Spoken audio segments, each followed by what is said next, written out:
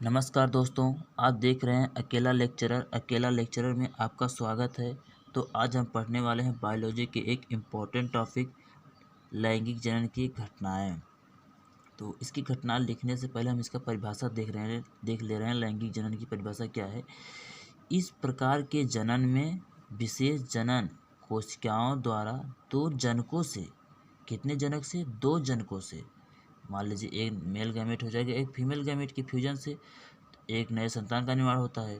तो जो जनकों से नई संतान का निर्माण होता है, जनक की इस विधि में युग्मकों का निर्माण होता है। लैंगिक जनन में तीन घटनाएं निषेचन की पूर्व घटनाएं। निषेचन से पहले होने वाली क्रियाओं को निषेचन पूर्व घटनाएं कहते हैं। मतलब निषेचन ना हुआ है उसके पहले जो क्रिया होती है उसे निषेचन पूर्व घटना कहते हैं। इसमें निम्न क्रियाएं होती हैं। नंबर 1, युग्मक जनन, जिसे बोलते हैं गैमेटोजेनेसिस भी आप इंग्लिश में बोल सकते हैं।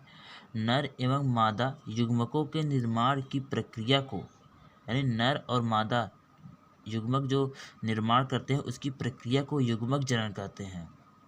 नर का निर्माण होता है टेस्टिस से और मादा नर युग्मक का निर्माण होता है टेस्टिस से, जिसका नाम है स्पर्म, और मादा युग्मक का निर्माण होता है ओवरी से, जिसका नाम है ओवम।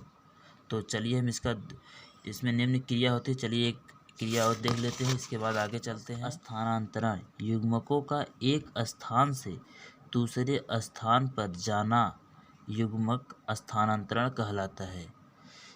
एक युग्मक जो होता है उसे एक स्थान से दूसरे स्थान पर जाना युग्मक स्थानांतरण कहलाता है। तो अब लैंगिक निषेचन, नर एवं मादा युग्मकों के मिलने की प्रक्रिया को निषेचन कहते हैं। नर एवं मादा युग्मकों के मिलने की प्रक्रिया को निषेचन कहते हैं। निषेचन में निम्न दो प्रकार का होता है। बाह्य निषेचन, जब निषेचन की प्रक्रिया मादा के बाहर होती है, मादा के शरीर के बाहर होती है। जब निषेचन की प्रक्रिया मादा शरीर के बाहर होती है उसे बाह्य निषेचन कहते हैं।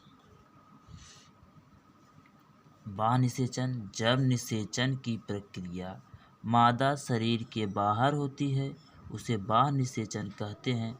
उदाहरण जैसे मेढक और मछली में जल द्वारा निषेचन हो जाता है, यानी बाहर से ही निषेचन, फर्टिलाइजेशन हो जाता है।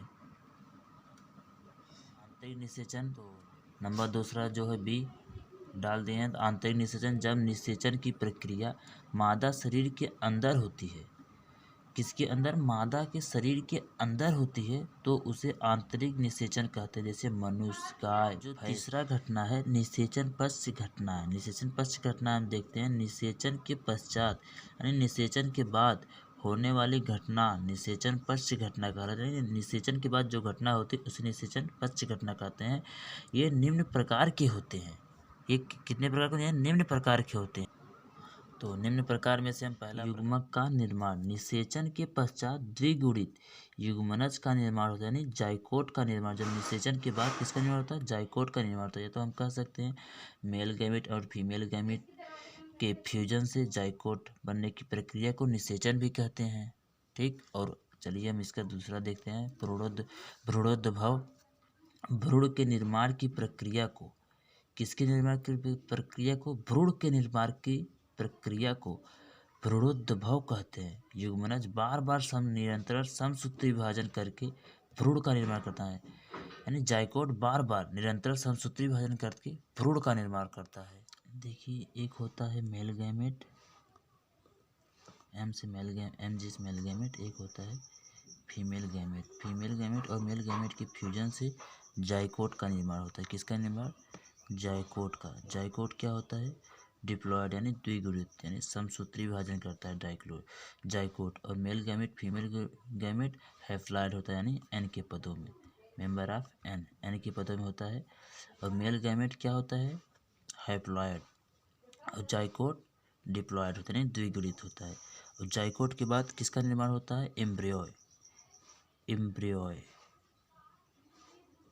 एम्ब्रियो के बाद चाइल्ड या बेबी या बच्चा का निर्माण होता है। ठीक।